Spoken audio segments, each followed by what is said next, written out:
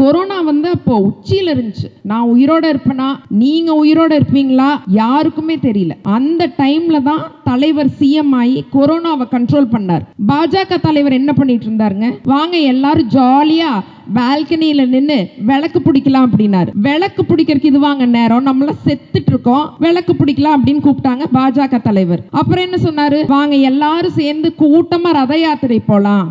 கூட்டமா ரத யாத்திரை போய் எல்லாரும் செத்தாலும் பரவாயில்ல, அவருக்கு வந்து அவரோட ரிலிஜனை வளர்க்கணும், இதுதான் முக்கியமா இருந்தது. உதயநிதி ஸ்டாலின் சார் வந்து ஏசி கேரவான்ல உட்கார்ந்துட்டு சொகுசு விமானத்துல ஃப்ரெண்டு கல்யாணத்துக்கு போற ஒரு போலி அரசியல்வாதி கிடையாது. He is a hardworking hero who believes in the principles of duty, dignity and discipline.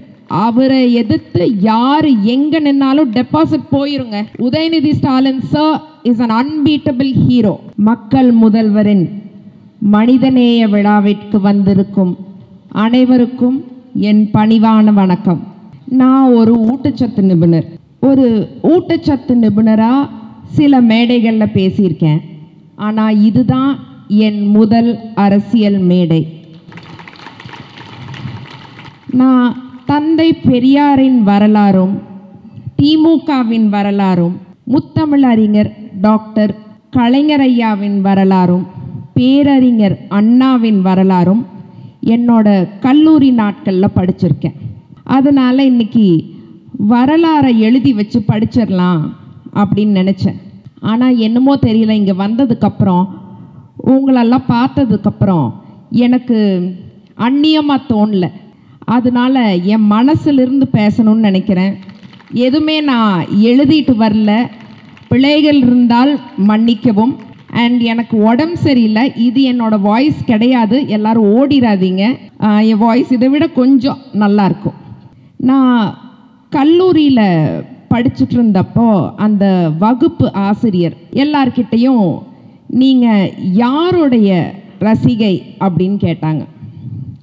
சில பேர் வந்து நான் மைக்கேல் ஜாக்சன் ரசிகை அப்படின்னாங்க, சில பேர் நான் ஆமிர் கான் ரசிகை அப்படின்னாங்க.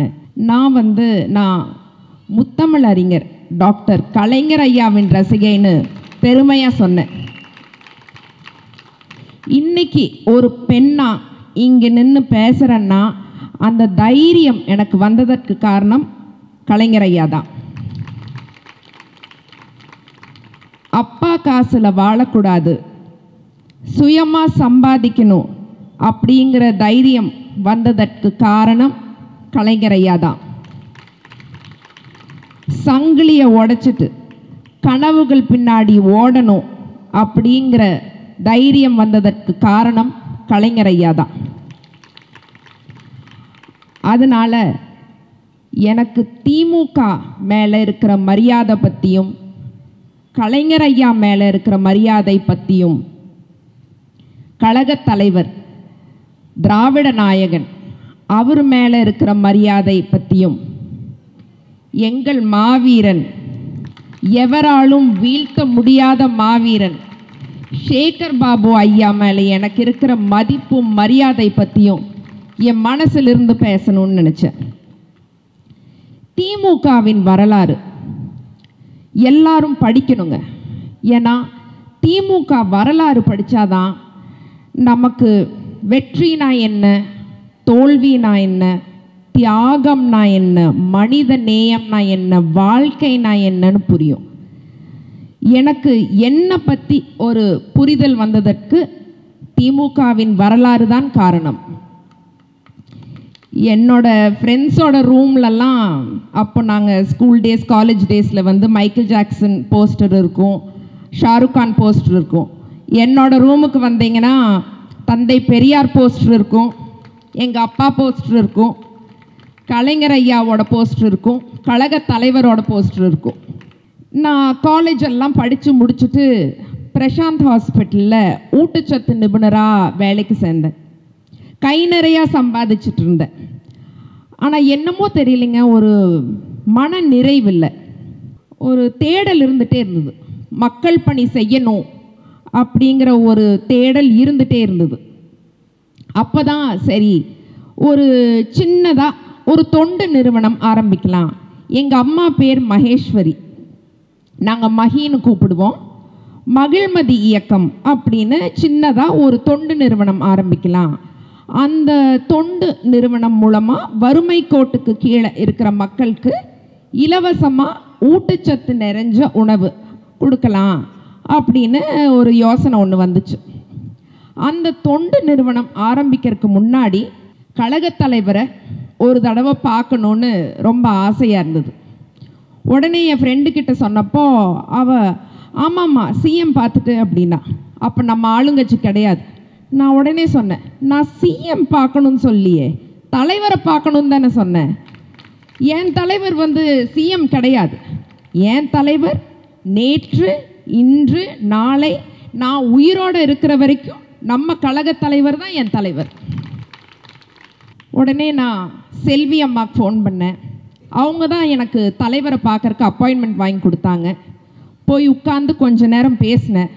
அந்த கொஞ்ச நேரத்தில் எனக்கு அவ்வளோ மோட்டிவேட்டிங்காக அவ்வளோ என்கரேஜிங்காக பேசினார்.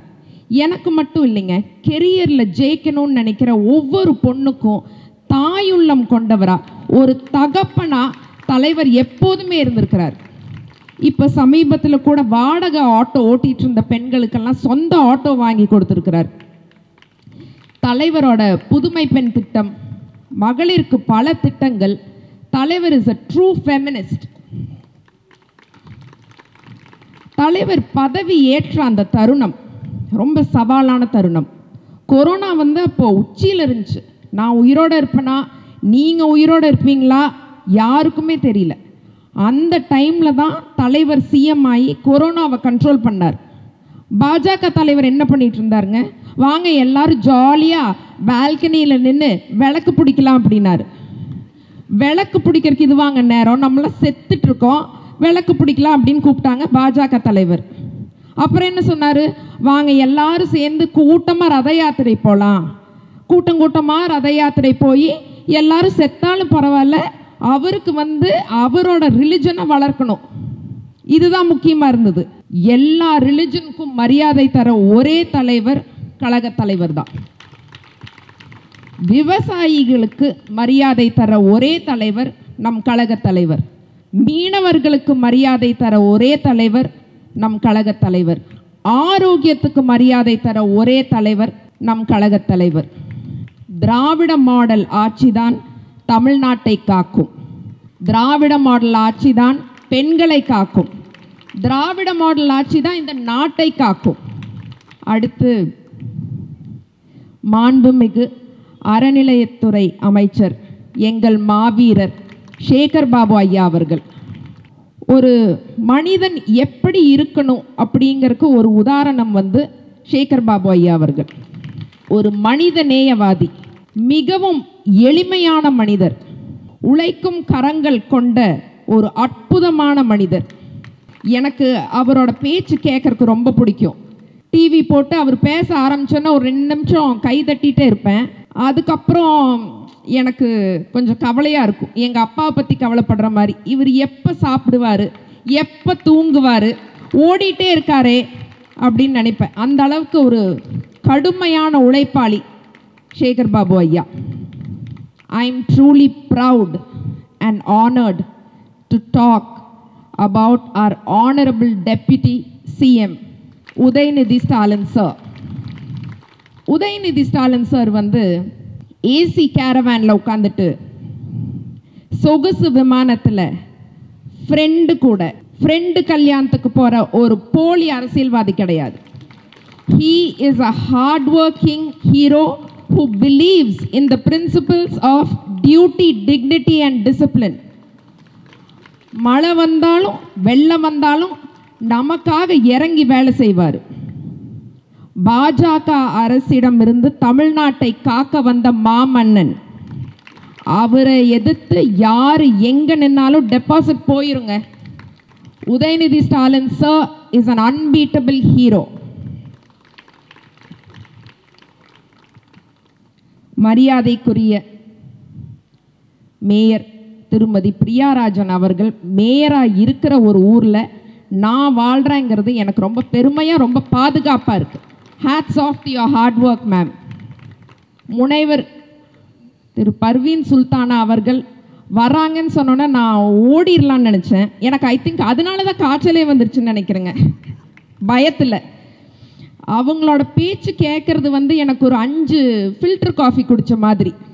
Thank you for the energy ma'am. மரியாதைக்குரிய நித்யஸ்ரீ மேடமோட குரலுக்கு வந்து நாங்கள் எல்லாருமே அடிமை. I've always been a fan girl. Kumari மேமோட பேருக்கு பக்கத்தில் என்னோட பேர் இருக்கிறது வந்து அப்பாவுக்கும் எனக்கு ரொம்ப சந்தோஷமாக இருந்துச்சு. நாங்கள் ஒரு பிரியாணி ஆர்டர் பண்ணி சாப்பிட்டோம். ஒரு வெற்றி வாகை சூடின மாதிரி இருந்துச்சு. தேங்க்யூ மரியாதைக்குரிய குமரி மேம். மரியாதைக்குரிய அமுதா மேம் நேற்று எங்கள் வீட்டுக்கு வந்தாங்க. அவங்க ஆளுமையை பார்க்கறதுக்கு வந்து எனக்கு அவ்வளோ வியப்பாக இருந்தது. What a lady. இந்த ஃபங்க்ஷன் நல்லா நடக்கிறதுக்கு வந்து அமுதா மேம் தான் காரணம். ஒரே ஒரு சின்ன விஷயம் சொல்ல விரும்புகிறேன். இப்போ எல்லாரும் வந்து ஒரு ஸ்டேட்மெண்ட்டை பிடிச்சிட்டாங்க, ஒரு fashionable statement. We want change. Change is good only if change is efficient. எதுக்குங்க மாற்றம் வேணும்? எம்ப்ளாய்மெண்ட்டில் தமிழ்நாடு நம்பர் 1, எஜுகேஷனில் தமிழ்நாடு நம்பர் 1, பொருளாதார ரீதியாக தமிழ்நாடு நம்பர் 1. மாற்றம் வேண்டாம். ஏன்னா தலைவரோட government is a perfect flawless government. We don't want change. We definitely don't want change. இது திராவிட மண். வெற்றி நமக்கே. புரட்சி தமிழன் என்னுயிர் தோழன் சத்யராஜ் அவர்களின் மகளாகவும் ஒரு தமிழ் மகளாகவும் தமிழ்நாட்டின் நலன் காக்க உழைப்பேன். நன்றி, வணக்கம்.